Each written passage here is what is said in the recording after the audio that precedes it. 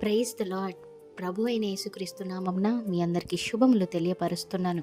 ఈ వాగ్దానాల ద్వారా మీరు ఆదరించబడినట్లయితే తప్పకుండా ఇతరులకు షేర్ చేయడానికి ప్రయత్నించండి. నమ్ముకున్న వారికే ఎక్కువ కష్టాలు అనేసి వింటూ ఉంటాము.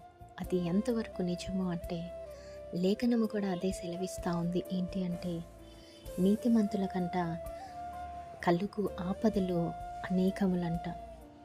అయినప్పటికీ కూడా వాటన్నిటిలో నుండి యెహోవా వారిని విడిపిస్తాను అనేసి కూడా అదే లేఖనము సెలవిస్తూ ఉంది.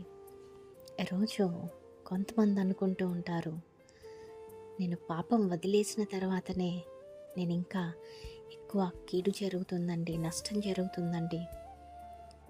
పాపంలో ఉన్నప్పుడు మాత్రం చాలా సంతోషంగా ఉండేదాన్ని, ఏది కూడా నన్ను ఎంత మాత్రం ఇబ్బంది పెట్టేది కాదు అనేసి అనుకుంటూ ఉంటారు, ఆలోచిస్తూ ఉంటారు, అనుమానపడుతూ ఉంటారు.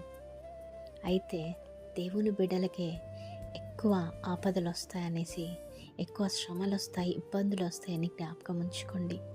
ఎందుకంటే సాతాను వారి మీదనే దాడి ఎక్కువగా చేస్తూ ఉంటుంది. మరి అయినప్పటికీ కూడా వాటన్నిటి నుంచి మీకు కలిగి ఉన్న ప్రతి శత్రు దాడి నుంచి దేవుడు తప్పకుండా మీకు విడుదలను దయచేస్తారు. చివరకు విజయము మీ సొంతమే అవుతుంది.